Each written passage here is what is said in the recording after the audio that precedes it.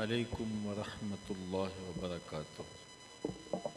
الحمد لولیہ والصلاة والسلام علی نبیہ و آلہ و صحبہ وبارک وسلم۔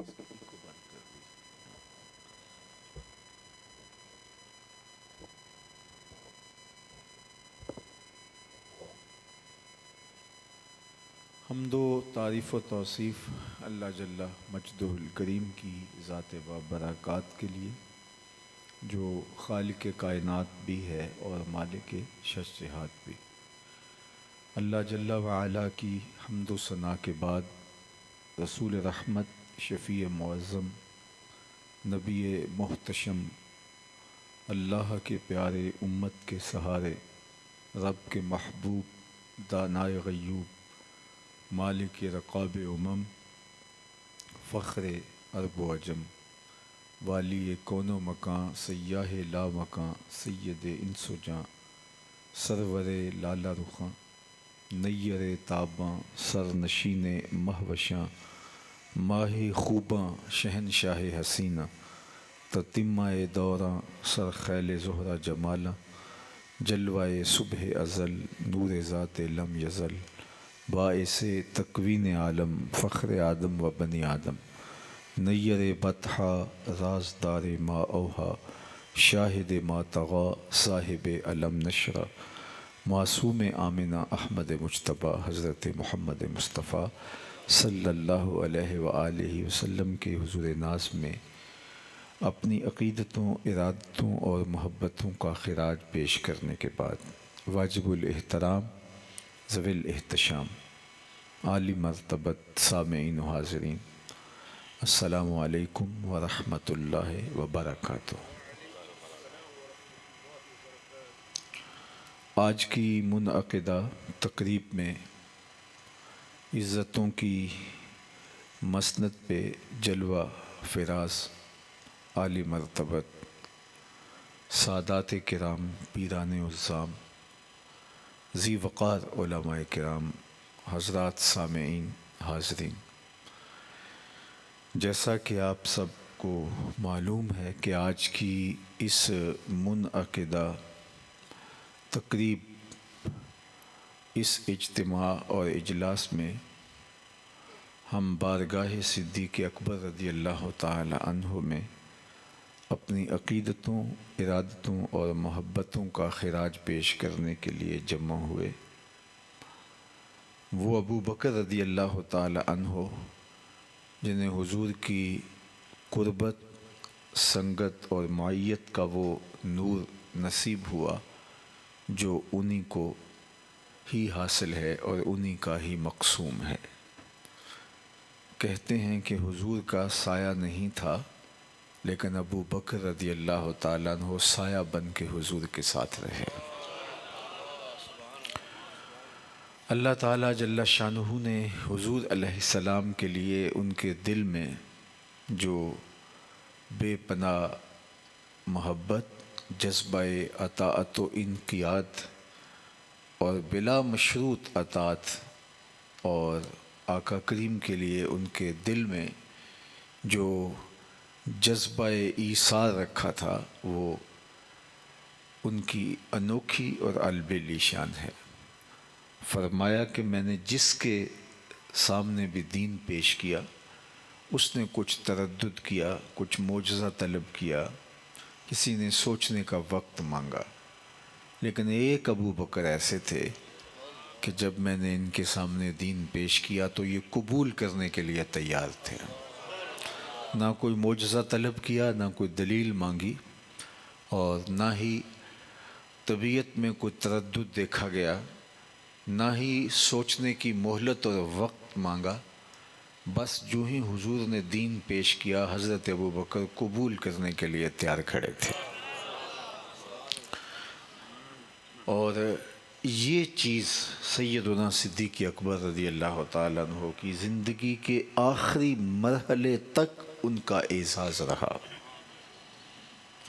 بہت سارے امور ہوئے اور اس پر سوچ بچار نے ڈیرے بھی جمائے، غور و فکر اور دل اور دماغ کی لڑائیاں بھی جاری رہیں، لیکن یہ تھے کہ جنہوں نے کسی موقع پر بھی کسی تردد کا اظہار نہیں کیا۔ حدیبیہ کا موقع ہے تو 1400 اصحاب کے ہمراہ اللہ کے محبوب علیہ السلام مکۃ المکرمہ سے پہلے حدیبیہ کے مقام پہ جلوہ گر تھے، اور مسلمانوں کی ایک معقول تعداد تھی۔ قریش نے کہا کہ ہم آپ کو عمرے کی اجازت نہیں دیتے۔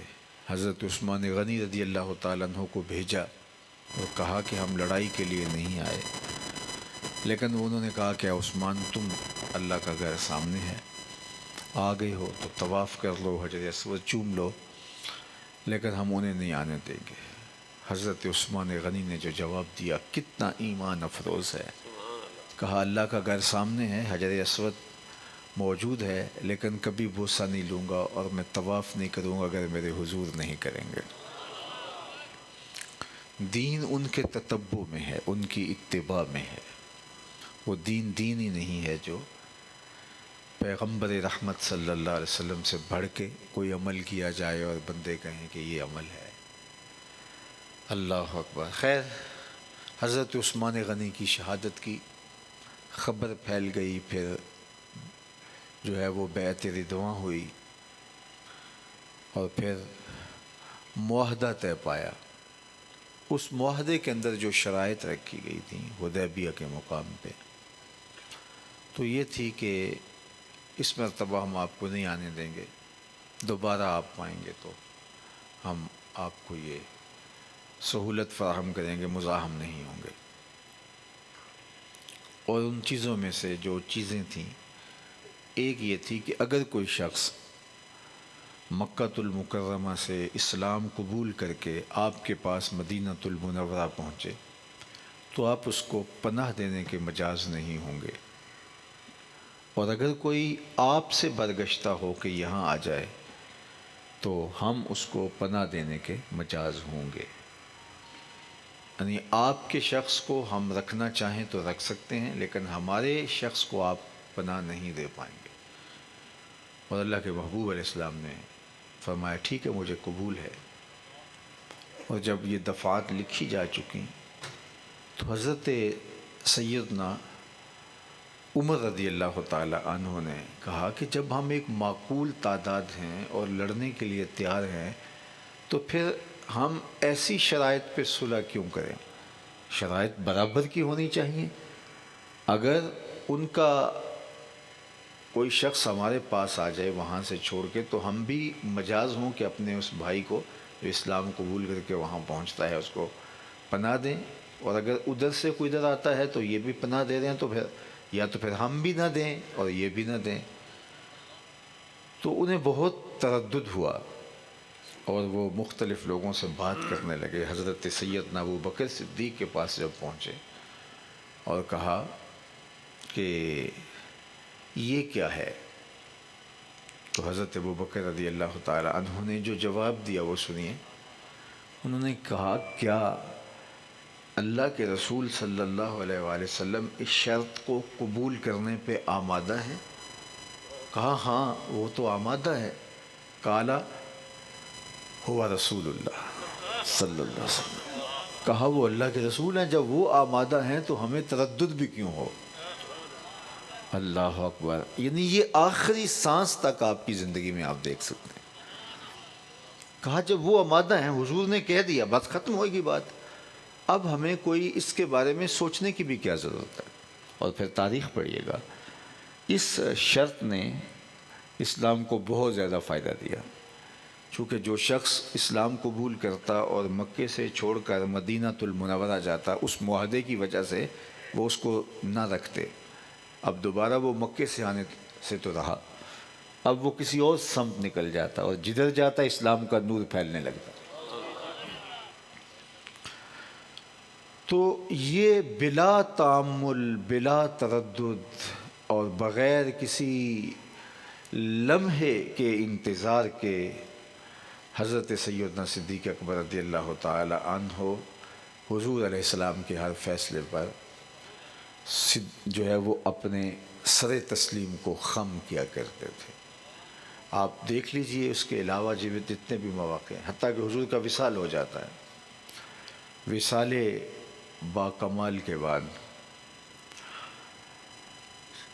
لشکر اسامہ جو حضور کی زندگی کے اندر روانہ کیا جا چکا تھا، حضور کے وصال کے بعد وہ ابھی دور نہیں پہنچا تھا، جرف کے مقام پر ہی پہنچا تھا، جو مدینۃ المنورہ سے جنوب کی سمت، شمال کی سمت ہے۔ تو وہیں سے واپس آ گیا اور پیر کے دن حضور علیہ السلام کا وصال ہوا اور تدفین بدھ کے دن ہوئی۔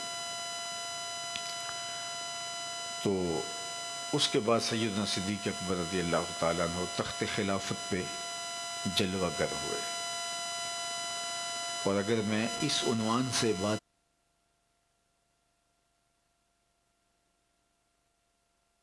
پر، ان میں سے ایک احسان یہ ہے کہ حضور کے وصال کے لمحوں میں جو کیفیت پیدا ہوئی تھی، اس کو اگر حضرت ابوبکر رضی اللہ تعالیٰ عنہ نہ سنبھالتے تو منافقین تو کھیل کھیل چکے تھے۔ جو ہی حضور علیہ السلام کا وصال ہوا تو یہ کوئی چھوٹی بات تو نہیں تھی، قیامت ٹوٹ گئی تھی۔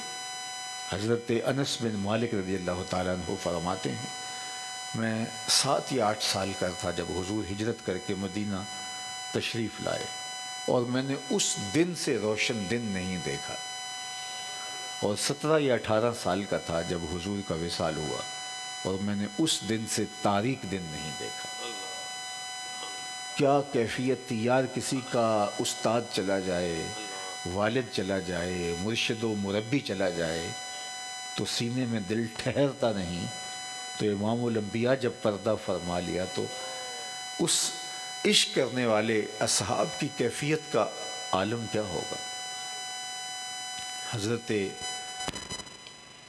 عبداللہ بن زید کو جا کے بیٹے نے بتایا کہ حضور کا وصال ہو گیا، اور وہ اپنے باغ کو پانی دے رہے تھے، تو انہوں نے جا کے بتایا کہ ابا جی حضور کا انتقال ہو گیا۔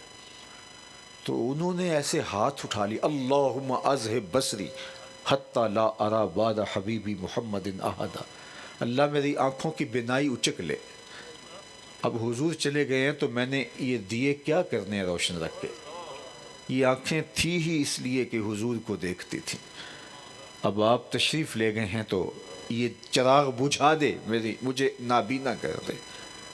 حضرت عبداللہ بن زید کی آنکھوں سے بینائی رخصت ہو گئی، دعا قبول ہو گئی۔ کچھ لوگ ان کے پاس گئے بعد میں افسوس کرنے کے لیے، سنا آپ کی بینائی چلی گئی، بہت افسوس ہوا، فرمایا تمہیں ہوا ہوگا، مجھے تو نہیں ہوا، میں تو حضور کے بعد کسی کو دیکھنے نہیں چاہتا، کون نظروں پہ چڑھے دیکھ کے تلوا تیرا، اللہ اکبر۔ تو یہ کیفیت تھی صحابہ کہ حضرت حسان بن ثابت کی اس وقت کی شاعری پڑھیں کہ مجھے کالا سانپ ڈس جائے اور دوسرا سانس بھی نہ لو، کہتے ہیں کاش مجھے کالا سانس ڈس جائے اور یہ اس قدر صورت کے ساتھ میرا جسم جو ہے میری روح سے الگ ہو کہ میں دوسرا سانس بھی نہ لے سکوں۔ اور سیدہ زہرا پاک کیا کہہ رہی ہے، صبت علیہ مصائب لو انہا صبت علی الایام سرنا لیالیا، میرے اوپر وہ مصیبتوں کے پہاڑ ٹوٹ پڑے ہیں کہ اگر وہ سفید دنوں پر پڑتے تو وہ سیاراتے بن جاتے۔ اللہ، حضرت بلال حبشی شہر مدینہ چھوڑ گئے تھے، کہتے تھے اب ان گلیوں میں حضور نظر نہیں آتے، تو یہاں رہ کے میری طبیعت پر جو ایک کیفیت ہوتی ہے میں ناقابل برداشت ہے۔ شام چلے گئے تھے، داریہ جا کے سکونت اختیار کر لی، وہ تو بعد میں حضور علیہ السلام خواب میں ملے اور فرمایا یا ما حاصل جفت یا بلال، بلال یہ کیا بے وفائی ہے، یار ہو کے ملنے بھی نہیں آتے۔ ابن عساکر نے اپنی تاریخ میں وہ واقعات بڑی تفصیل سے لکھا ہے کہ پھر وہ ایک تیز رفتار سواری پر سوار ہو کے دن رات سفر کرتے پہنچے، اللہ اکبر۔ اور حضرت عمر مسجد سے باہر نکل کے استقبال کے لیے کھڑے ہیں، بادشاہ تو بادشاہوں کا استقبال کرتے ہی آئے ہیں، ہمارے ایئرپورٹوں پہ روز تماشا لگا ہوتا ہے، لیکن کبھی یوں تو نہیں آپ نے دیکھا کہ غلام کا استقبال شہنشاہ کر رہا اور کالے رنگ کا ہاتھ چوم کر حضرت عمر آنکھوں سے لگا کے بولے یا بلال انت سیدنا و مولانا، تو ہمارا آقا بھی ہے، تو ہمارا مولا بھی ہے۔ اور لوگ ضد کرنے لگے کہ آپ اذان سنائیں جو حضور کے دور میں پڑھا کرتے تھے، لیکن وہ کہتے تھے میرے میں ہمت نہیں ہے۔ پھر حضرت امام حسن اور حضرت امام حسین رضی اللہ تعالی عنہ سن کے آئے، تو حضرت بلال نے دونوں کو اپنی ایسی بھاؤں میں لے لیا اور اتنا روئے کہ لگتا تھا گر پڑیں گے، اور ان کا سر چومتے ہیں، ماتھا چومتے ہیں۔ تو ان شہزادوں نے کہا کہ چچا وہ جو حضور کے دور میں اذان سنایا کرتے تھے وہ اذان ہی سنا دو۔ تو کہا تمہاری بات نہیں ٹال سکتا، تمہاری بات تو رسول اللہ بھی نہیں ٹالتے تھے۔ اللہ اکبر۔ پھر کھڑے ہو گئے اور اذان دینے لگے۔ کہتے ہیں جو کلمات بلند ہو رہے تھے تو سینوں میں دل دہل رہے تھے۔ ذرا ٹھہر جا مؤذن، میرا دل لرز رہا ہے، کہیں کعبہ گر نہ جائے تیری شوق مست اذان سے۔ اور اقبال نے کہا اذان ازل سے تیرے عشق کا ترانہ بنی، نماز تو اس کی دید کا ایک بہانہ بنی، ادائے دید سراپا نیاز تھی تیری، کسی کو دیکھتے رہنا نماز تھی تیری۔ اللہ اکبر۔ کہتے ہیں کہ جب جو آواز بلند ہو رہی تھی لوگ دوڑتے ہوئے مسجد نبوی کی طرف آ رہے تھے، وہ دور لوگوں کو یاد آ گیا، حتیٰ کہ مخدرات پردہ نشین عورتیں بھی پردے میں سمٹی ہوئی مسجد نبوی کے اندر جمع ہو گئیں۔ اللہ اکبر۔ علامہ ارشد القادری نے یہاں ایک جملہ لکھا ہے کہ کسی نے کہا لوگوں بلال تو آ گئے، حضور کب آئیں گے؟ اللہ، کیا کیفیت تھی لوگوں کی۔ تو حضور کے وصال کے بعد جو کہ حضرت عمر تلوار نکال لی باہر، کہا جس نے کہا حضور کا انتقال ہو گیا گردن اتار دوں گا۔ بس حضور سکتے میں تھوڑی دیر اپنی اس پہلی حالت میں آ جائیں گے، خبردار کسی نے یہ کہا۔ حضرت سیدنا صدیق اکبر رضی اللہ تعالی عنہ کو پتہ چلا تو دوڑتے ہوئے آئے، اور دوسری جانب منافق کیا کہہ رہے تھے، لو حضور کے دم سے رونقیں تھیں، اب حضور چلے گئے، اب کس نے نمازیں پڑھنی ہیں، اب کون جہاد کرے گا، اب کون قربانی دے گا، کون مال پیش کرے گا، ساری رونقیں ختم ہو گئی، ان کے دم سے ساری بہاریں تھیں، جب یہ چلے گئے تو بہاریں ختم ہو گئیں۔ تو گویا وہ ایک سازش کر رہے تھے، اور حضرت عمر اس بات کو ماننے کے لیے تیار نہیں تھے کہ حضور کا وصال ہو گیا۔ اور کوئی کہتا تھا اللہ میری آنکھوں میں جو ہے وہ سے روشنی چھین لے، وہ داراز گوش جو حضور علیہ السلام جس پہ سواری کرتے تھے، کہتے ہیں بنو سلیم کے کنویں میں چھلانگ لگا کے اپنی جان کی بازی ہار دیتا ہے، جب حضور چلے گئے تو ہم نے جی کے کیا لینا ہے۔ وہ غضبہ اونٹنی جو حضور کی سواری کے کام آتی تھی، وہ سیدہ زہرا کی دہلیز پہ سر رکھ کے روتی تھی، اور پھر بعد میں صحابہ نے اس کے آنکھوں پہ پٹی باندھ، نابینا ہو گئی تھی رو رو کے۔ یہ حضور کا پیار ہے، جانوروں میں بھی، درختوں میں بھی ان کے پیار کی جوت لگی تھی۔ آپ نے اس تن حنانہ کو بھی روتے ہوئے دیکھا ہے کہ وہ حضور کے فراق میں کس طرح بلک بلک کناکت الخلوج، جس طرح اونٹنی کا بچہ گم ہو جائے اور وہ روتا ہے، حضور کی جدائی کے اندر خشک تنا یوں زاروں کے تار رو رہا تھا۔ صحابہ دیکھتے ہیں دائیں بائیں نظر ہی کچھ نہیں آ رہا۔ فنزل النبی صلی اللہ علیہ وسلم عن المنبر، حضور ممبر سے نیچے اترے اور اس کو اپنی آغوش میں سمیٹا، پھر وہ خاموش ہوا، پھر واپس آئے تو صحابہ کی آنکھوں میں استجاب تھا کہ یہ درخت رو رہا ہے۔ تو آقا کریم نے فرمایا لو لم افعل ھکذا لحن الی یوم القیامہ، اگر میں ممبر سے اتر کے اپنے عاشق زار کو یوں تسلی نہ دیتا یہ قیامت تک روتا رہتا۔ تو یہ محبتوں کا عالم تھا، وہ کیا کیفیت تھی۔ تو اس موقع کو پھر کس نے سنبھالا، اس مشکل وقت کو؟ تو تاریخ پڑھیں، وہ ذات حضرت ابو بکر صدیق کی ذات تھی رضی اللہ تعالیٰ عنہ۔ جبکہ صدمات اور حضور کی جدائی کا دکھ توڑ گیا تھا اندر، اور حضرت عمر تلوار لہرا رہے تھے، منافقین سازشیں کر رہے تھے، تو آپ نے لوگوں کو اشارہ کر کے اپنی جانب بلایا، ایک اونچی جگہ پہ کھڑے ہو گئے تو لوگ آپ کی طرف متوجہ ہوئے۔ پہلے تو آئے حضور کے پاس اور آقا کریم علیہ الصلوۃ والسلام کے رخ انور سے جو ہے وہ کپڑا ہٹایا، چاند جیسا چمکتا ہوا چہرہ دیکھ کے پیشانی پہ بوسہ دیا اور کہا طبت حیم و میتا، اللہ کے پیارے محبوب آپ حیات ظاہری میں پھر تب بھی پاکیزہ تھے، آپ چلے گئے ہیں، آپ کے بدن سے اب بھی خوشبوئیں پھوٹ رہی ہیں۔ اور یوں حضور علیہ السلام کی زیارت کی، اور پھر اس کے بعد آپ ایک اونچے ٹیلے پہ کھڑے ہوئے اور لوگوں کو مخاطبت کی کہ میری جانب آؤ، تو لوگ آئے، حضرت عمر بھی تھے اور وہ تلوار لہرا رہے تھے، آپ نے اشارہ کیا لیکن وہ ابھی اسی کیفیت میں تھے۔ پھر حضور سیدنا صدیق اکبر نے کتنی حکمت کے ساتھ اس معاملے کو حل کیا، فرمایا لوگوں مجھے بتاؤ کہ تم اللہ کی عبادت کرتے تھے یا حضور علیہ السلام کی؟ تو لوگوں نے کہا اللہ کی عبادت کرتے ہیں، تو کہا وہ حی ہے لا یموت ہے، اور پھر کہا کہ اگر حضور وصال کر گئے ہیں تو کیا تم حضور کے وصال کے بعد اپنی ایڑیوں کے بل پلٹ جاؤ گے؟ صحابہ کہتے ہیں ہمیں لگا کہ یہ آیت جو ہے جو حضرت ابو بکر اس وقت تلاوت کی یہ اسی موقع کے لیے اتری تھی، اور پھر فرمایا کہ جس کام کے لیے حضور نے اپنی ساری زندگی لگا دی، ایک ایک لمحہ جس دین کے فروغ کے لیے لگایا، کیا حضور کے وصال کے بعد تم وہ کام ترک کر دو گے؟ تو لوگوں نے کہا نہیں، تو کہا پھر اٹھو اور اس دین کے لیے جو ہے وہ جھنڈے اٹھاؤ اور سر بلندی کے لیے محنت اور کوشش کرو۔ اللہ کے محبوب علیہ السلام کا وصال ہو چکا ہے، لیکن حضور جو ہمیں مشن دے کے گئے ہیں، جو فکر دے کے گئے ہیں، اس پر ہم نے جو ہے وہ کھڑے ہونا ہے۔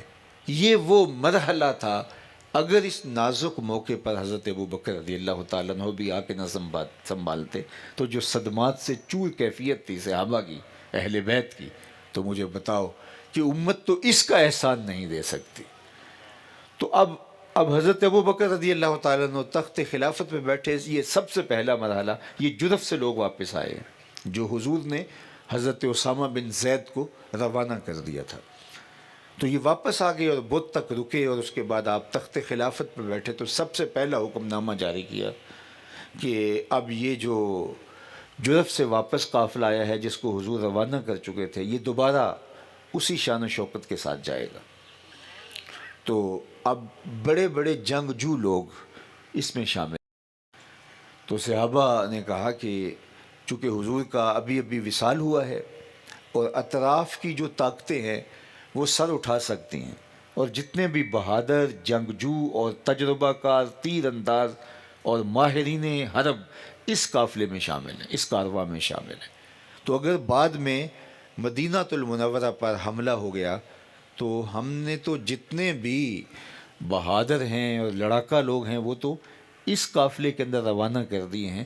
حضور کے ہوتے ہوئے بات اور تھی، کوئی ہمت بھی نہ کر سکتا، سوچ بھی نہ سکتا، لیکن چونکہ وصال ہوا ہے تو معروضی حالات یہ ہے کہ اب اس قافلے کو حکمت کے تحت کچھ عرصے کے لیے روک لیا جائے، اور یہ بات حضرت سیدنا عمر رضی اللہ تعالی عنہ کو بھی کہی گئی کہ آپ حضرت ابو بکر سے بات کریں۔ اللہ اکبر۔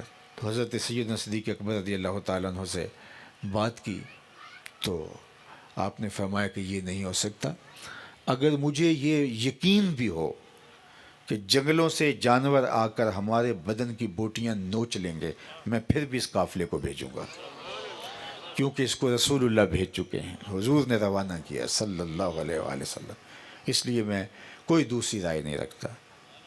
تو وہ واپس آ گئے، تو پھر لوگوں نے کہا چلو اتنا کہہ دیجئے کہ امیر قافلہ کو تبدیل کر دیا جائے۔ حضرت عمر سے کہا کہ امیر قافلہ کو آپ حضرت ابو بکر سے کہیں تبدیل کر دیں، چونکہ وہ نو عمر لڑکے ہیں، اور حضور علیہ السلام کے ہوتے ہوئے تو کوئی بات نہیں تھی، وصال اب ہو گیا تو کہیں جو قریشی ان نسب لوگ ہیں، جو اونچے اونچے خاندانوں کے لوگ ہیں، ایک غلام زادے کی قیادت میں لڑنے سے کہیں ہچکچاہٹ محسوس نہ کریں اور جو ہے وہ کمزوری نہ آ جائے۔ تو آپ اگر ضرور لشکر کو بھیجنا چاہتے ہیں تو اسامہ بن زید، ایک تو نو عمر ہیں اور ایک غلام زادے ہیں۔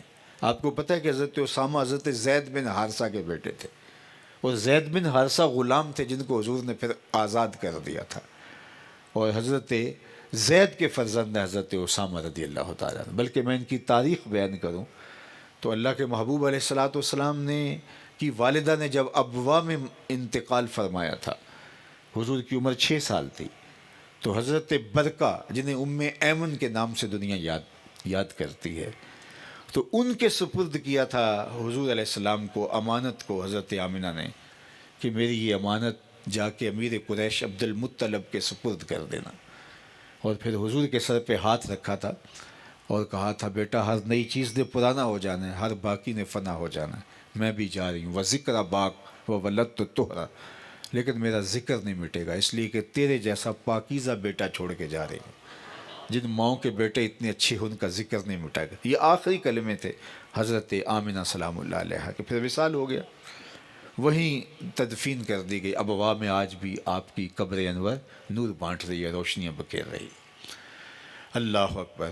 تو حضور حضرت برکہ کے ہمراہ، ام ایمن کے ہمراہ مکہ المکرمہ پہنچے اور جناب عبد المطلب کو بتایا کہ آپ کی بہو راستے میں انتقال کر گئی اور یہ امانت میں آپ کے سپرد کرتی ہوں۔ تو حضرت عبد المطلب نے کہا کہ ان کا خیال آپ نے رکھنا ہے۔ پھر ام ایمن نے جس طرح حضور کا خیال رکھا، آقا کہا کرتے تھے ام ایمن میری ماں کے بعد میری ماں ہے۔ اب حضرت ام ایمن جو حضرت برکہ کے نام سے بھی معروف ہیں، حضرت ام ایمن کے نام سے بھی معروف ہیں، ادھر حضرت زید جو حضور کے منہ بولے بیٹے، قرآن میں صرف ایک ہی صحابی کا نام آیا ہے اور وہ حضرت زید کا ہے۔ پورے قرآن میں کسی صحابی کا نام نہیں ہے، ذکر موجود ہے، اشارے موجود ہیں، کنائے موجود ہیں، لیکن نام صرف ایک ہی صحابی کا ہے اور وہ حضرت زید بن حارثہ کا ہے۔ اللہ اکبر۔ تو حضرت زید کو حضور نے بیٹا بھی بنایا، منہ بولا بیٹا، اور غلام تھے آزاد بھی کیا۔ پھر حضرت زید کا نکاح کیا حضرت ام ایمن سے۔ اللہ اکبر۔ اور ان سے جو بیٹا پیدا ہوا اس کا نام اسامہ بن زید ہے رضی اللہ تعالیٰ عنہ۔ یہ نجیب الطرفین ہیں۔ اللہ اکبر، کیا ان کو نسبت نصیب ہوئی۔ بلکہ ام المومنین سیدہ عائشہ رضی اللہ تعالیٰ عنہ فرماتی ہیں ایک دن حضرت اسامہ حضور کی گود میں کھیل رہے تھے تو ان کی ناک بہنے لگی، تو آقا کریم آگے ہاتھ بڑھا کے ناک صاف کرنے لگے، تو میں نے کہا حضور آپ رہنے دیجئے میں کر دیتی ہوں۔ تو فرمایا عائشہ اسامہ سے میں بھی پیار کرتا ہوں، تو بھی پیار کیا کر۔ اللہ اکبر۔ فتح مکہ کے دن حضور کا ردیف کون تھا؟ تاریخ پڑھیں، حضرت اسامہ تھے جس دن حضور فاتح بن کے مکہ میں داخل ہوئے 10,000 صحابہ کے ہمراہ۔ تو حضور کی سواری پر حضور کے پیچھے ایک نو عمر لڑکا تھا، تاریخ بتاتی ہے خوشی سے اچھلنے لگتا، حضور روک دیتے۔ وہ کون تھا؟ وہ اسامہ بن زید ہی تھے۔ یہ 9 عمر لڑکے حضور نے ان کو امیر لشکر بنایا، اور آپ جانتے ہیں کہ عربوں میں عصبیت بہت ساری تھی، غلام زادہ ہو پھر 9 عمر ہو تو بڑے بڑے تجربہ کار اور عالی نسب خاندانوں کے چشم و چراغ۔ حضور علیہ السلام تو موجود تھے، بات اور تھی۔ صحابہ نے کہا کہ حضرت عمر سے کہ جا کے حضرت ابوبکر سے اتنا کہو کہ اگر آپ مصر ہیں اس لشکر کو بھیجنے سے اور اس کی کوئی بھی قیمت دینی پڑے، آپ اس کے لیے تیار ہیں، تو کم از کم اتنا تو کر دیجئے کہ امیر لشکر تبدیل کر دیجئے، تاکہ کہیں ایسا نہ ہو کہ وہاں کوئی جنگ کے میدان میں بدمزگی پیدا نہ ہو جائے۔ اللہ اکبر۔ انہوں نے کہا ہاں یہ بات میں ان سے کرتا ہوں۔ میں نے عنوان یہاں سے چھیڑا تھا کہ کسی مرحلے کے اندر ایک لمحے کا تردد بھی اس بارگاہ میں نہیں دیکھے۔ تو جب حضرت عمر آئے، انہوں نے بات شروع کی، گفتگو یہاں لے کے آئے کہ دیکھیے آپ اس بات پہ مصر ہیں، آپ لے جائیے لشکر، اس کو بھیج دیجئے، لیکن دیکھیے اسامہ غلام زادے ہیں اور عربوں کے ہاں عصبیت ہے، اور پھر وہ 9 عمر بھی ہیں، تو کہیں کوئی ان کی قیادت میں لڑنے سے انکار نہ کر دے اور عین جنگ کے موقع پہ کوئی ایسی کیفیت پیدا نہ ہو جائے۔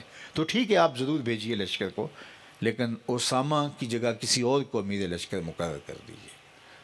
کہتے ہیں یہ بات سننے کی دیر تھی کہ حضرت ابو بکر کے چہرے کا رنگ بدل گیا، اور آپ نے حضرت عمر سے کہا سَقَلَتْنِي أُمُّكَ يَبْنَ خطاب استعملہ رسول اللہ وَتَامُرُنِي أَنْ آزَلَہُ۔ عمر تیری ماں تجھ کو روئے، اللہ کے رسول نے ان کو امیر لشکر مقرر کیا ہے، ابو قحافہ کے بیٹے کی ہمت کب ہوئی کہ معزول کر دے۔ کہا کہ لشکر جائے گا اور اسامہ بن زید کی قیادت میں جائے گا، جو جاتا ہے جائے، جو نہیں جاتا مجھے کوئی پرواہ نہیں۔ اور پھر لشکر کو رخصت کرتے ہوئے حضرت اسامہ کو سواری پہ بٹھایا اور خود ساتھ پیدل چل رہے ہیں، اور بار بار کہتے اسامہ تو ہے جس کو میرے رسول نے مقرر کیا تھا۔ پھر وہ لشکر گیا اور مظفر و بامراد ہو کے آیا، اور ادھر لوگوں نے سر اٹھایا بھی، لیکن سوچا جو ان مشکل حالات کے اندر بھی لشکر روانہ کر رہے ہیں وہ کتنے مضبوط ہوں گے۔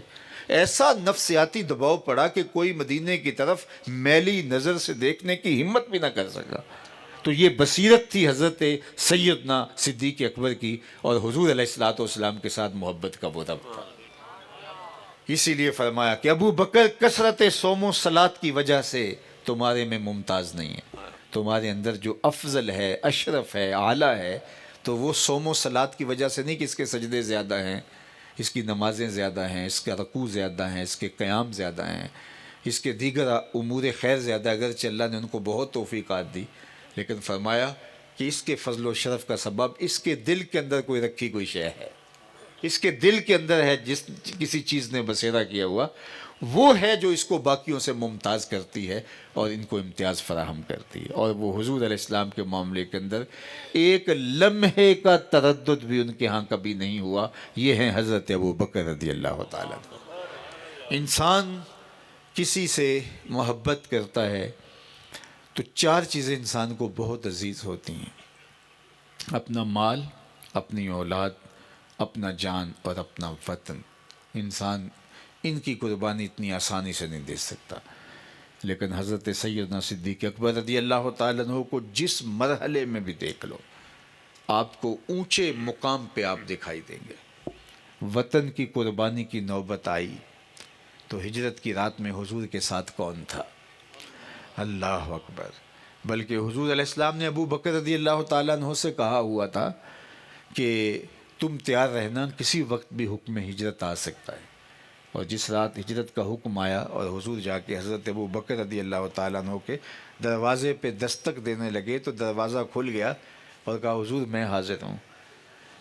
تو تیار کھڑے تھے، کہا ابو بکر تم تیار ہو؟ کہا آپ نے کہا تو تھا کہ تیار رہنا، میں اس دن سے ہی تیار ہوں۔ اور پھر غار ثور آپ میں اکثر لوگوں نے دیکھا ہوگا، وہاں ایک صحت مند آدمی کا اپنے وجود کو لے کر کے اس منزل تک پہنچ جانا کار دارت، لیکن حضرت ابو بکر رضی اللہ تعالی عنہ حضور کو کندھوں پہ اٹھا کے لے گئے۔ یہ ہے حضرت سیدنا صدیق اکبر رضی اللہ تعالی عنہ کا حضور کے ساتھ محبت اور عشق کی گرمی، جو اقبال نے کہا تھا نا کہ عشق کی ایک جشن نے کر دیا قصہ تمام، اس زمین و آسمان کو بے قراں سمجھا تھا تو، کہ زمین و آسمان کو تو سمجھا تھا بے قراں، کیسے فاصلے طے ہو گئے؟ تم دیکھتے نہیں ہو کہ کندھے پہ حضور ہیں اور جہاں خود بندہ اکیلا نہیں چڑھ سکتا حضور کو لے کے اتنی تیزی سے چڑھ رہے ہیں، پباں پہاڑ قدم نہیں لاندا، سور پہاڑ تے چڑھیا جاندا، او پیا جاندا یار نبی دا، یار بھی یار بغار نبی دا۔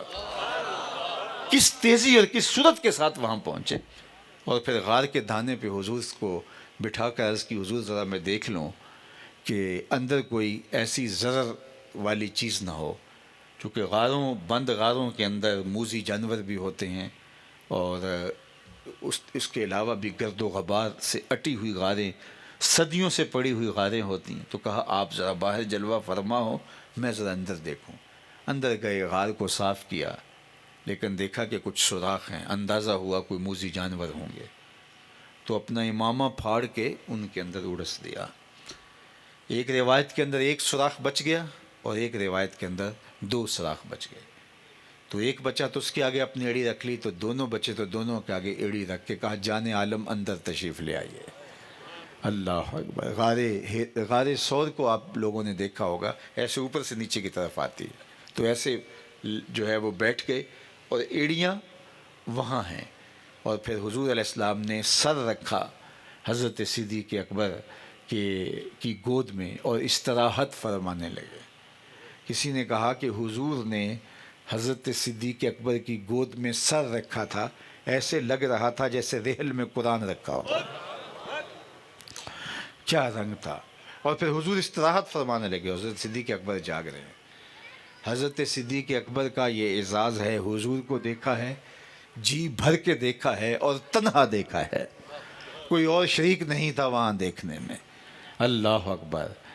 اور کیا کسی نے کہا، مچل رہی ہیں شوخیاں دیدائے نیم باز میں، مچل رہی ہیں شوخیاں دیدائے نیم باز میں، جاگ رہے ہیں پاسباں یار ہے خواب ناز میں۔ حضور سو رہے ہیں، حضرت صدیق اکبر رضی اللہ تعالیٰ عنہ حضور کے پہرے پہ کھڑے ہیں۔ اللہ اکبر۔ نیچے سے سانپ آیا اور ہاتھ سوراخ کو بند پاتا ہے، اور جب کوئی راستہ نہیں ملتا تو اس کی دم بھی گھٹنے لگی، اور وہ بے تابی سے تو ایک جگہ اس نے انسانی گوشت کو دیکھا تو اس نے ڈنگ مار دیا، پھونک مار دی۔ اللہ اکبر۔ میرے والد گرامی فرمایا کرتے تھے، ایک سانپ اور دوسرا پہاڑی سانپ، اس نے جب ڈنگ مارا تو زہر جسم میں سرایت کرنے لگا۔ حضرت ابو بکر رضی اللہ تعالیٰ عنہ کی آغوش میں حضور کا سر انور تھا، اور حضور استراحت فرما رہے تھے۔ اچانک تو چیونٹی بھی کاٹ جائے تو انسان اپنے توازن کو برقرار نہیں رکھ پاتا، لیکن سانپ نے ڈنگ مارا اور اس کا زہر بدن میں سرایت کرنے لگا۔ بخاری کے لفظ پڑھ رہا ہوں۔ حضرت سیدنا صدیق اکبر نے اپنی ٹانگ کو جنبش نہیں آنے دی، مخافت ان یتنبہ رسول اللہ صلی اللہ علیہ وسلم، اس ڈر سے کہ کہیں حضور بیدار نہ ہو جائیں، اس لیے اپنی ٹانگ کو جنبش نہیں آنے دی۔ آسان سے اللہ اذان سے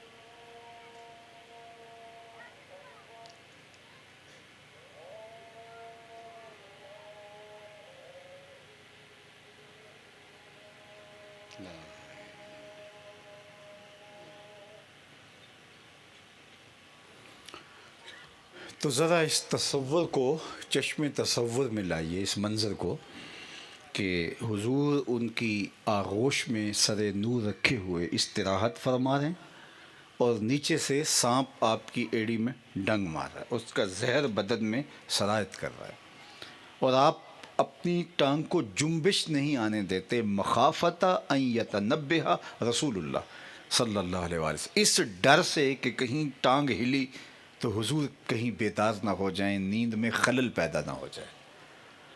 اب سانپ ڈنگ لگا رہا ہو اور زہر سرایت کر رہا ہو اور ٹانگ جنبش نہ کرے، یہ کیسے ممکن ہے؟ لیکن وہ پوری قوت کے ساتھ اپنی ساری صلاحیتوں کو جوڑ کے اپنی ٹانگ کو سنبھالے ہوئے ہیں، اور وہ ڈنگ پہ ڈنگ مار رہا ہے اور آپ اپنی ٹانگ کو جنبش نہیں آنے دے رہے، کہیں حضور کی نیند میں خلل واقع نہ ہو۔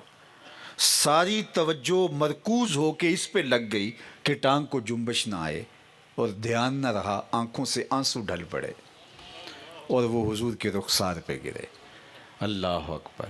چونکہ آنسو بھی روک لیتے، ضبط کر لیتے، لیکن ضبط کا ساری توانائی ادھر لگ گئی کہ ٹانگ کو جنبش، اور وہ نیچے سے ڈنگ مار رہا ہے اور آپ ٹانگ کو جو ہے وہ جنبش نہیں آنے دے رہے، اور بے اختیاری سے آنسو ٹپکے اور حضور کے رخسار نور پہ گرے اور آقا کریم بیدار ہوئے۔ اب اس منظر کو دیکھیے، بیدار ہوتے کا ما لک یا ابا بکر، ابو بکر کیا ہوا؟ ابو بکر کیا ہوا؟ اس کو کہتے ہیں ہنگامی صورتحال۔ جب ہنگامی صورتحال ہو تو اس وقت جو جواب دیا جاتا ہے وہ مختصر دیا جاتا ہے۔ جب بھی آپ کی ہمسائیگی کے اندر ایک بہت بڑے عالم، مفتی، پیر، بہت بڑے بزرگ بستے ہوں، اور آپ جب بھی ان کا نام لیتے ہو تو بڑی عقیدت سے جناب والی قبلہ من حضور اور پھر ان سے مخاطبت کرتے ہوں، اچانک آپ کے گھر میں چور گھس آیا اور آپ نے اپنی مدد کے لیے ان کو پکارنا ہے، تو کیا کہیں گے؟ جناب حضرت قبلہ عالم، میرے گھر میں چور آ گیا، اتنی دیر تک تو وہ لوٹ کے لے جائے گا، گھر میں آگ لگ گئی، تو کیا وہ اتنے القاب لے کے کہے گا؟ بلکہ وہ کیا کہے گا؟ جناب چور چور۔ اب یہ موقع اتنا نازک تھا، میں یہاں حضرت ابو بکر کے عشق کا کمال آپ کو بتانے لگا ہوں۔ ایسا نازک وقت تھا جب حضور نے پوچھا مالک یا ابا بکر، ابو بکر کیا ہوا؟ تو فوراً کہتے حیاتن حیاتن، سانپ سانپ، یا لدغتو لدغتو، ڈسا گیا ڈسا گیا۔ یہی نازک اور مختصر وقت میں یہی بنتا تھا، لیکن عشق اتنا پختہ تھا کہ اپنے آداب کبھی بھولنے نہیں دیتا۔ میں بخاری کے لفظ آپ کے سامنے رکھ رہا ہوں۔ جب پوچھا مالک یا ابا بکر، ابو بکر ہوا کیا؟ تو حضرت ابو بکر کیا بولتے ہیں؟ فدا کا امی و ابی یا رسول اللہ لدغتو، حضور میری ماں بھی آپ کے قدموں پہ قربان، میرا باپ بھی آپ کی راہوں پہ نچھاور، مجھے سانپ نے ڈس لیا ہے۔ ذرا اس منظر کو تو دیکھیے، ہنگامی حالت میں آپ کا جتنا بھی کوئی عزیز ہو، جب پکارنے جاتے ہیں آپ کو، اس کو تو القاب بھول جاتے ہیں، اور وہ بھی ناراض نہیں ہوتا، اس لیے کہ ایمرجنسی حالات میں ایسا ہی چلتا ہے۔ لیکن ابو بکر تیرے عشق پہ قربان، حضور سے تکلم کا جو سلیقہ تو نے دنیا کو سکھایا ہے، اس مشکل وقت میں بھی عمل کر کے دکھایا ہے۔ فدا کا امی و ابی یا رسول اللہ قد لدغتو، حضور میری ماں آپ کے قدموں پہ قربان جائے، میرا باپ آپ کی راہوں میں نشاور ہو جائے، مجھے سانپ نے ڈس لیا ہے۔ اللہ اکبر۔ یہ ہیں ابو بکر رضی اللہ تعالی عنہ، یہ ہے ان کی شان، اور یہ ہے حضور کا عشق اور حضور علیہ الصلوۃ والسلام کی محبت۔ اور پھر جب کہا کہ آپ ایڑی ہٹائیے تو وہ سانپ باہر آ گیا، تو حضور نے اپنا مبارک لعاب ان کی ایڑی پہ لگا دیا۔ بات چل رہی تھی حضرت سیدنا علی المرتضیٰ اور سیدنا صدیق اکبر رضی اللہ تعالیٰ عنہ کے حوالے سے، تو مختلف پہلوؤں سے علامہ صابر صاحب بات کر رہے تھے، تو یہ ایک رنگ یہ بھی شامل کریں، وہ لعاب کبھی علی کی آنکھوں میں لگتا ہے، کبھی ابو بکر کی ایڑی پہ لگتا ہے۔ اللہ اکبر۔ لوگوں نے پتہ نہیں کیوں ان دو خانوں میں تقسیم کر دیا۔ اقبال نے تو کہا تھا اے تو کہ نہ شناسی خفی راز جلی ہوشیار باش، اے گرفتار ابو بکر و علی ہوشیار باش۔ کہا کہ تو نہیں پہچانتا خفی کیا ہے، جلی کیا ہے، امت کے ساتھ یہ سازش کیا ہوئی ہے، ابو بکر و علی کو دو الگ خانوں میں بانٹنے والے، ہوشیار ہو جا۔ یہ دونوں ہی مشکات نبوت سے پھوٹنے والی دو کرنیں ہیں۔ اللہ اکبر۔ حضور نے ایک کو مسلح دیا ہے، ایک کو بستر دیا ہے۔ اللہ اکبر۔ ایک کو اپنی بیٹی عطا کی ہے اور دوسری بیٹی کو اپنے حجرہ عروس میں لے کے آئے ہیں اور دنیا کو بتایا ہے۔ اللہ اکبر۔ اپنی بیٹی سے پیار کرتے ہیں تو جگر کا ٹکڑا قرار دیا، اور دوسری طرف سید عائشہ کو حمیرہ کہہ کے پکارتے ہیں۔ دنیا نے یہ انوکھا انداز اور یہ رنگ دیکھا، تم نے کیوں تقسیم کر دی؟ تم ٹکڑے کرنے کے لیے آمادہ کیوں ہو گئے ہو؟ تم اس پیرائے میں کیوں نہیں دیکھتے، اس رنگ اور آہنگ کے اندر کیوں نہیں دیکھتے؟ تو کہ نشناسی خفی راز جلی ہوشیار باش، اے گرفتار ابو بکر و علی ہوشیار باش۔ تو وطن کی قربانی کی بات آئی تو حضرت ابو بکر رضی اللہ تعالی عنہ اپنا سب کچھ داؤ پہ لگا دیتے ہیں اور حضور کے لیے سب کچھ قربان کرنے کے تیار ہے۔ مال کی باری آئی تو وہ کہانی تو کوئی بھول ہی نہیں سکتا۔ جب آقا کریم نے ایک غزوے کے لیے فنڈ مانگا تو جس کے پاس جو میسر تھا اس میں سے جتنا اس کو توفیق تھی لے آیا۔ حضرت عمر کہتے ہیں کہ میں آدھا مال لے آیا اور آدھا گھر والوں کے لیے چھوڑ آیا، اور سوچا کہ آج تو میرے سے کوئی سبقت نہیں لے سکے گا۔ کہتے ہیں کہ میں دل میں بہت خوش تھا، تو پھر وہ رفیق نبوت جلوہ گر ہو گئے، اور انہوں نے گٹھلی باندھی ہوئی تھی اور سارا سامان لا کے حضور کی خدمت میں رکھا۔ تو آقا کریم نے کہا ما اب کہتا لے کا یا ابا بکر، ابو بکر اہل خانہ کے لیے کیا چھوڑ آئے ہو؟ یہ تو آدھا لے آئے ہیں، آدھا چھوڑ آئے ہیں، باقی کچھ لے آئے کچھ چھوڑ آئے، تو تم نے کتنا چھوڑا ہے؟ ما اب کہتا لے کا یا ابا بکر۔ تو جواب کیا دیا؟ اب کہتو لہم اللہ و رسولہ، حضور میرے سامنے بھی آپ ہیں، میرے گھر بھی آپ ہی ہیں، وہ اپنے نام لیواؤں کو تنہا چھوڑتے کب ہیں، جہاں ہم دم نہ ہو کوئی وہاں سرکار ہوتے ہیں۔ تو سارا مال حضور علیہ الصلوۃ والسلام کی راہوں میں خرچ کر دیا۔ اور حضور نے قبول کیا۔ ایک اور صحابی تھے، انہوں نے ایک انڈا سونے کا، اس کے برابر، جس طرح انڈا ہوتا ہے اس کے برابر سونا تھا ان کے پاس، تو انہوں نے حضور کی خدمت لا کے پیش کیا کہ میرے پاس کل جائیداد یہی ہے اور میں یہ سارا خیرات کرنا چاہتا ہوں۔ تو آقا نے اعراض کیا، رخ پھیرا۔ تو وہ انہوں نے پھر دوبارہ کہا، پھر تیسری مرتبہ، پھر چوتھی مرتبہ۔ جب بار بار انہوں نے کہا کہ میرے پاس یہی ہے مال اور میں یہی پیش کرنا چاہتا ہوں، تو آقا کریم نے اس سے پکڑ کے اتنے زور سے پھینکا کہ راوی کہتا ہے کہ اگر وہ اس کے سر پہ تو سر پھٹ جاتا۔ اتنے زور سے حضور نے اس سونے کی ڈلی کو، جو ایک انڈے کے وزن کے برابر ہوگی، ایسے پھینکا۔ تو پھر حضور نے فرمایا کہ یہ بہتر نہیں ہے کہ تم سارا مال راہ خدا میں خیرات کر دو اور بعد میں اپنی ضرورت کے لیے جو ہے وہ تم لوگوں کے محتاج ہو جاؤ اور ہاتھ پھیلاتے پھرو۔ اللہ اکبر، لوگوں کے سامنے اپنی ضرورتیں کہتے پھرو۔ اب ذرا موازنہ کیجئے، ایک نے سارا مال پیش کیا لیکن حضور لینے سے گریز کر رہے ہیں۔ اس لیے گریز کر رہے ہیں کہ بعد میں محتاجی آ جائے گی، مسئلہ ہوگا، تم جوش سے دے رہے ہو، تمہارے گھر والے کہیں گے سارا دے آئے ہو۔ لیکن ابو بکر نے پیش کیا، حضور نے سارا وصول کر دیا۔ حضور جانتے تھے ابو بکر بھی جو ہے وہ اپنے اس جذبہ ایثار میں مرتبہ کمال پر ہے، ابو بکر کے گھر والے بھی مرتبہ کمال پر ہیں، تو ان کا خوشی کے ساتھ قبول کیا۔ اللہ اکبر۔ اولاد کی بابت انسان بہت حساس ہوتا ہے، لیکن غزوہ بدر میں حضرت ابو بکر رضی اللہ تعالیٰ عنہ کے بیٹے کفار کی جانب سے میدان میں آئے تھے، بعد میں اللہ نے ان کو بھی ایمان عطا کر دیا، اور یہ حضرت ابو بکر رضی اللہ تعالیٰ عنہ کا اعزاز ہے۔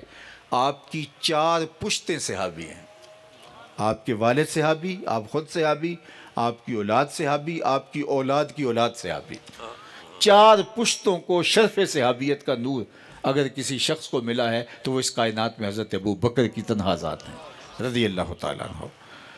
تو حضرت ابو بکر رضی اللہ تعالیٰ عنہ کے وہ فرزند بعد میں مسلمان ہو گئے، تو گھر میں بیٹھے بیٹھے اتنے بات چھڑ گئی، تو کہا کہ ابو آپ لڑتے لڑتے بدر میں میری تلوار کی زد میں آ گئے تھے، معمولی جنبش کی دیر تھی، آپ کو میں کاٹ سکتا تھا، لیکن سوچا کٹنے والا تو باپ ہی ہوگا، تو میں نے چھوڑ دیا۔ تو حضرت ابو بکر بولے کاش اس دن تو میری تلوار کی زد میں آتا، پھر بیٹا سمجھ کے نہ چھوڑتا، حضور کا مخالف سمجھ کے کاٹ دیتا۔ یہ ہیں ابو بکر رضی اللہ تعالیٰ عنہ۔ بات آئی جان کی، تو حضرت علی المرتضیٰ مسجد کوفہ میں فرمایا من اشجع الناس فی هذه الامہ، لوگوں مجھے بتاؤ اس امت میں سب سے بہادر شخص کون ہے؟ لوگوں نے کہا انت یا علی، آپ۔ تو حضرت علی نے فرمایا کہ اس امت کے سب سے بہادر شخص کا نام ابو بکر ہے۔ لوگوں نے کہا وہ کیسے؟ اللہ اکبر، آپ ان کی لڑائیاں کروا رہے ہیں، یہ ایک دوسرے کے لیے یہ محبت کے رنگ ہیں، یہ محبت کے معاملے ہیں۔ حضرت ابو بکر حضرت علی کو دیکھتے ہیں، مسکراتے ہیں اور دیکھتے چلے جاتے ہیں۔ تو پوچھا کہ آپ کیوں بار بار ان کو دیکھ رہے ہیں؟ کہا حضور سے سنا ہے علی کے چہرے کو دیکھنا بھی عبادت ہے۔ اللہ اکبر۔ تو کہا کہ وہ کیسے؟ کہا جب بدر کا معرکہ برپا ہوا تو سوچا کہ حضور کو کہیں نقصان نہ پہنچ جائے، تو ایک الگ حضور کے لیے جگہ بنائی گئی، اس کے اوپر چھپر بنایا گیا، سایہ کیا گیا عریش کے نام سے۔ آج جہاں مسجد عریش بدر کے مقام پر یہ وہی جگہ تھی۔ اب کہا گیا اب رات کون حضور کا پہرا دے گا؟ تو سب خاموش تھے، لیکن حضرت ابو بکر نے کہا میں پہرا دوں گا۔ اب یہ تو ایک معمولی بات لگتی ہے، لیکن میں تھوڑا تجزیہ اس کے سامنے، ہر صحابی حضور کا پہرا دینے کے لیے تیار تھا، لیکن اثاثہ اتنا قیمتی تھا کوئی رسک لینے کے لیے تیار نہیں تھا۔ ایک تو ہوتا نا کہ کوئی میری لاش سے گزرے گا تو آگے جائے گا، جو بھی جائے گا آگے میری لاش سے گزر کے جائے گا، تو اگر اس کو کوئی کاٹ دے اور لاش تک پہنچ جائے گا، اس اثاثے تک پہنچ جائے تو اثاثے کو نقصان پہنچ گیا۔ لیکن ابو بکر کہتے تھے کہ وہ گزرے گا تو جائے گا۔ میں اس کی ایک سادہ مثال دیتا ہوں۔ پاکستان کا بڑا حساس اثاثہ ایٹمی صلاحیت ایٹمی بم ہے۔ میں پاکستان سے ٹوٹ کے محبت کرتا ہوں، آپ بھی کرتے ہیں، لیکن اگر مجھے کہا جائے کہ خطرہ ہے اور آپ کو پیرے پہ کھڑا ہونا ہے، میں کہوں گا میں جان دینے کے لیے تیار ہوں، لیکن کھڑا نہیں ہو سکتا۔ کیوں؟ اس لیے کہ مجھے تو کوئی دھکا دے کے بھی اس اثاثے تک پہنچ جائے گا، اور اگر میں بڑی بھی جرات کا مظاہرہ کیا مجھے کاٹ دے گا اور آگے چلا جائے گا تو مجھے جان کا مسئلہ نہیں، مجھے مسئلہ ہے کہ اثاثے تک کوئی پہنچ نہ جائے۔ کسی صحابی کو جان کا مسئلہ نہیں تھا، یہ تھا کہ ہمیں کوئی کاٹ کے حضور تک پہنچ نہ جائے، لیکن بہادر شخص ابو بکر بولا کوئی کاٹے گا تو آگے جائے گا۔ تو حضرت علی نے یہ پوائنٹ آؤٹ کیا، فرمایا کہ وہ ابو بکر تھے جنہوں نے کہا اس قیمتی اثاثے کا اگر کوئی حفاظت کرے گا تو وہ ابو بکر رضی اللہ تعالیٰ۔ تو مال ہے، جان ہے، اولاد ہے، وطن ہے، حضرت ابو بکر رضی اللہ تعالیٰ عنہ نے سب کچھ حضور کی راہوں میں قربان کر دیا اور اپنے آپ کو حضور کے دین کے لیے وقف کر دیا۔ اور جو 2.25 سال آپ کے خلافت کے ایام ہیں، ذرا ان ایام خلافت کے اندر آپ کی ایک ایک سانس دیکھو، حضور کے دین کے احیاء کے لیے، پیغام حق کے ابلاغ کے لیے، حضور کی دعوت کو گھر گھر پہنچانے کے لیے اللہ اکبر وقف کیے ہوئے ہیں، لیکن کلیجہ حضور کی جدائی میں جل رہے۔ جب حضور کے وصال کے وقت یہ سارے لوگ جو کہہ رہے تھے میں کالا سانپ لڑ جائے اور دوسرا سانس بھی نہ لیں، تو ابو بکر رضی اللہ تعالیٰ عنہ کے اپنے دل کی کیفیت کیا ہوگی، لیکن امت کو سنبھالنا تھا، اس لیے اپنے غم کو اندر جذب کیا اور اس نے آپ کے اندر کو توڑ کے رکھ دیا اور 2.25 سال کے بعد وصال ہوا۔ اللہ اکبر۔ حضرت ابو بکر نے وصیت کی کہ میرا جنازہ جو ہے وہ حضور علیہ السلام کی چوکھٹ پہ لے جانا اور عرض کرنا کہ حضور ھذا ابو بکر یستاذنو کا، یہ ابو بکر ہیں، آپ سے اجازت طلب کرتے ہیں، اگر دروازہ کھل جائے تو حضور کے پہلو میں دفن کر دینا، اور اگر نہیں کھلتا ہے، اجازت کا کوئی آپ کو اشارہ نہیں ملتا ہے، تو پھر آپ جنت البقیع میں دفن کرنا۔ امام سیوطی نے لکھا ہے، حضرت امام فخر الدین رازی نے لکھا ہے، اور لوگوں نے بھی لکھا کہ جنازے کے بعد لوگ حضور کے روضہ انور کے سامنے، قبر نور کے سامنے، حجرہ عائشہ کے سامنے ان کے جسد اطہر کو رکھ دیتے ہیں۔ مزہ سردار مرن دا ان جاندا، میت یار دے بوئے تے پئی ہوئے۔ وہاں حضور علیہ السلام کے روضہ انور کے سامنے، اور پھر عرض کی ھذا ابو بکر، حضرت انس روایت کرتے ہیں کہ ہم نے کہا ھذا ابو بکر یستاذنو کا، یہ ابو بکر ہیں، آپ سے اجازت مانگتے ہیں۔ یہ کہہ کے ہم سلام پڑھ رہے تھے اور منتظر تھے، کہتے ہیں خود بخود دروازہ کھلا اور اندر سے آواز آئی اوصل الحبیب الی الحبیب لأن الحبیب ینتظر الحبیب۔ اللہ اکبر، کہ یار کو یار سے ملا دو، یار تو پہلے ہی یار کا انتظار کر رہا ہے۔ اور پھر حضور کے پہلو میں دفن ہوئے۔ اللہ اکبر۔ ایک دن حضور علیہ السلام تو مسجد نبوی سے باہر نکلے ہیں، دائیں ہاتھ میں حضرت ابو بکر کا ہاتھ ہے اور بائیں میں حضرت عمر کا ہاتھ ہے، اور ایسے نکل رہے تھے۔ آگے سے کچھ لوگ آئے تو آپ نے فرمایا ھذا نبعث یوم القیامہ، ہم قیامت کے دن یوں ہی اٹھائے جائیں گے کہ میرے دائیں ہاتھ میں ابو بکر کا ہاتھ ہے اور بائیں ہاتھ میں عمر کا ہاتھ ہے۔ جے شک ہووی تے چل مدینے، جے شک ہووی تے چل مدینے، آ ویخ لے جوڑ مزاراں دا، بن یار نبی دیاں یاراں دا۔ اللہ حضرت صدیق اکبر کے نقوش پاک کی برکتیں اس امت کو مقسوم فرمائے۔ وآخر دعوانا ان الحمدللہ۔ حضرت اللہم صلی علی سیدنا و مولانا محمد مادن الجود والکرم وآلہ وصحبہ وبارک وسلم۔ اللہ اٹھے ہوئے ہاتھ کبھی خالی نہ موڑنا، پھیلی ہوئی جولیاں رحمتوں سے بھر دینا، بخت کی بہاریں نصیب فرما دینا، جئیں تو تیرے لیے، مریں تو تیرے دین کے لیے، زندگی کی آخری ہچکی تک تیرے رسول کے وفادار رہیں، صلی اللہ علیہ وآلہ واصحابہ وسلم۔ اللہ آقا کریم علیہ السلام کی راہوں پہ گامزن رکھنا، نفس اور شیطان کے مکر و فریب سے بچانا، دجل و تلبیسات سے ہماری حفاظت فرمائے۔ اللہ حضور کی آل کا بھی نوکر رکھنا اور حضور علیہ السلام کے اصحاب کا بھی گدا رکھنا۔ اللہ ان کی محبتیں ہمارے سینوں کا خزینہ بنانا، اطرت پیمبر کی غلامی بھی نصیب فرمانا، اور اصحاب رسول صلی اللہ علیہ وآلہ وسلم کی غلامی بھی ہمارا مقسوم فرمانا۔ اللہ اس امت کو کھویا ہوا وقار عطا کر دے، امت کو عظمت و باقپن نصیب فرما دے۔ اللہ اتنے لوگوں کی تڑپتی آمین کے ساتھ دعا ہے، اہل غزہ کی مدد فرما، اس آسمان کے نیچے زمین کے اوپر تیرے علاوہ ان کا کوئی آسرا نہیں بچا، اللہ ان بے بسوں کی مدد فرما۔ اللہ اقصیٰ کے دروازوں پہ کھڑے ہو کے وہ اس امت کا کفارہ ادا کر رہے ہیں، اللہ ہم ان سے شرمندہ ہیں۔ 56-57 اسلامی ملکوں کے حکمران غیرت کا جنازہ پڑھ چکے ہیں، اللہ وہ تنے تنہا آلات حرب و ضرب کی کامیابی کے باوجود تیرے دین کا پرچم اٹھائے اپنے بچے بوڑھے جوان سب قربان کر رہے ہیں، اللہ ان کا بھرم نہ ٹوٹنے دینا، ان کی غیبی نصرت فرمانا، عساکر امام مہدی کو بھیج دے، حضرت عیسیٰ کا نزول فرما دے، اللہ اس امت کو کھویا ہوا وقار دے دے، بٹکے ہوئے آہو کو پھر سوئے حرم لے چل، اس شہر کے خوگر کو پھر وسعت صحرا دے، میں بلبل نالہ ہوں اس اجڑے گلستان کا، تاثیر کا سائل ہوں محتاج کو داتا دے۔ اللہ میرے وطن کی خیر فرما، معیشت کا جمال، معاشرت کا حسن، صالح اقدار کا نور، اور ہر شعبے میں غیرت مند لوگوں کی قیادت نصیب فرما، اہل دیانت دار جرت مند قیادت ہر شعبے کا مقسوم کر دے۔ اللہ میرے اٹھے ہوئے ہاتھ ان احباب کی تڑپتی ہوئی آمین، اور ان کے پھیلے ہوئے ہاتھ خالی نہ موڑنا۔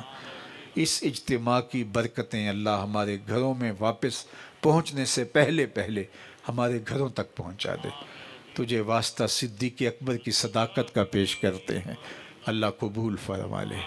حضرت عمر کی عدالت کا وسیلہ پیش کرتے ہیں، حضرت سیدنا عثمان غنی کی سخاوت اور مولائے کائنات حضرت سیدنا علی المرتضیٰ کرم اللہ وجہ الکریم کی شجاعتوں کا، ولایتوں کا اور حضور کے ساتھ نسبتوں کا واسطہ پیش کرتے ہیں۔ اللہ ہم سب کی خطائیں معاف فرما دے، اللہ میرے وطن کو عروج اور بانک پن عطا کر دے، اللہ پوری امت کو یگانگت، اتحاد اور اتفاق کا نور عطا کر دے۔